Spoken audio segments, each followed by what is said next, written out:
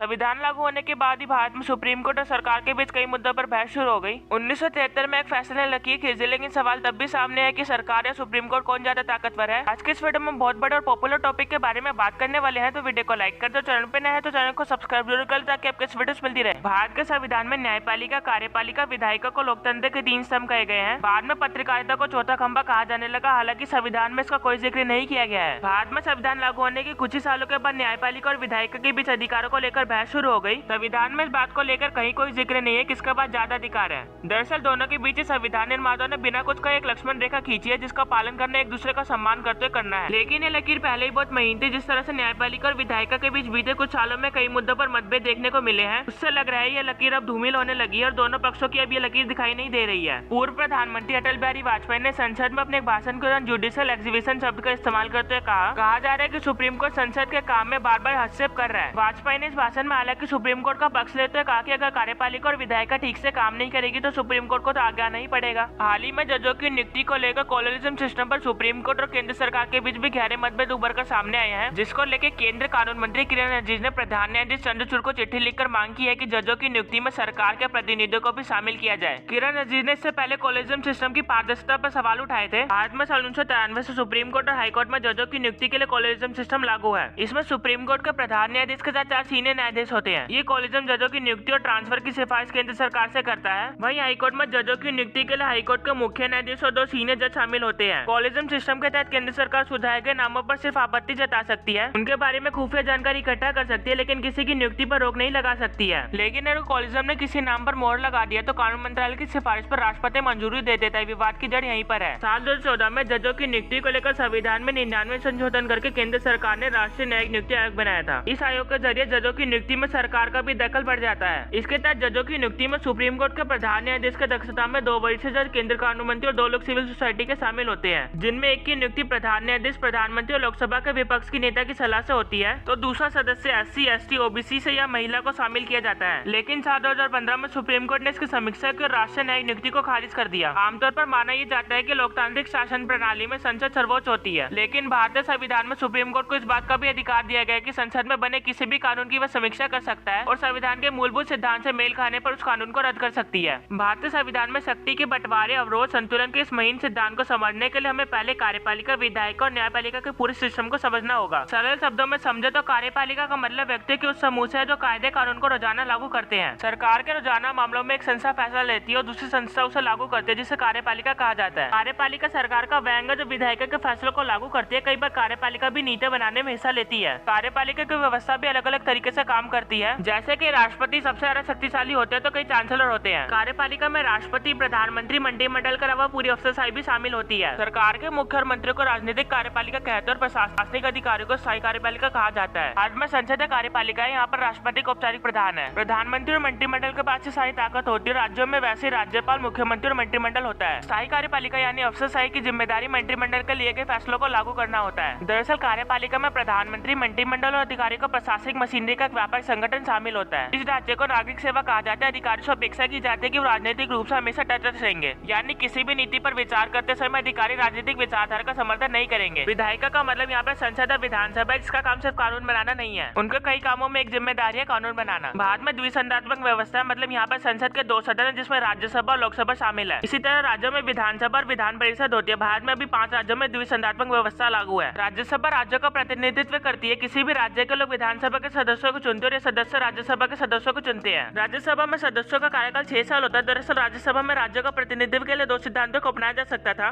पहला, सभी राज्यों के लिए संख्या तय कर दी जाए। दूसरा, राज्यों की जनसंख्या के आधार पर सीटें तय कर दी जाए। भारत की राज्यसभा में दूसरे सिद्धांतों का पालन किया गया है। लोकसभा के प्रतिनिधियों को जनता सीधे चुनती है। इसी तरह विधानसभा के लिए चुनाव होता है। इस चुनाव के लिए पूरा देश निर्वाचन क्षेत्रों में बढ़ जाता है। विधानसभा के लिए यही सिद्धांत राज्यों में अपनाया जाता है। चुनाव में मतदान के लिए उम्र 18 साल से ज्यादा होनी चाहिए। लोकसभा और विधानसभा सदस्यों को 5 साल के लिए चुना जाता है। भारत में इस समय 543 लोकसभा क्षेत्र है। कानून बनाने के अलावा संसद के पास कई दूसरे अहम काम भी है, जिसमें पहला काम है विधायिका। दरअसल संसद का मुख्य तौर पर बनाए तैयार किए बिलों को मंजूरी देना है, जिसके बाद वो बिल कानून का रूप ले लेते हैं। लेकिन इससे पहले इन बिलों को तैयार करने की जिम्मेदारी संबंधित मंत्रालय की होती है। बिल या विधेयक का उद्देश्य उसको संसद में पेश करने का समय मंत्रिमंडल तय करता है। कोई भी महत्वपूर्ण विधेयक बिना मंत्रिमंडल की मंजूरी के संसद में पेश नहीं किया जा सकता है। सरकार चलाने के लिए पैसों की जरूरत पड़ती है। पैसा टैक्स के जरिए आता है। विधायिका टैक्स पर नियंत्रण करती है और सरकार के खर्चों पर भी नियंत्रण करती है। भारत सरकार को कोई नया टैक्स सिस्टम लागू करना है तो उसे संसद की मंजूरी लेनी पड़ती है। सरकार को अपने बजट यानी खर्चों और टैक्स का ब्यौरा संसद को बताना पड़ता है। संसद के जरिए सुनिश्चित किया जाता है कि देश के तमाम क्षेत्र, सामाजिक और आर्थिक धार्मिक समूह के विचारधारा को प्रतिनिधित्व मिले। देश की सबसे बड़ी पंचायत संसद है, जहाँ पर देश से संबंधित किसी भी मुद्दे पर बहस हो सकती है। संसद के सदस्यों को किसी भी मुद्दे पर बोलने की आजादी, विचार विमर्श हमारी लोकतांत्रिक व्यवस्था की आत्मा है।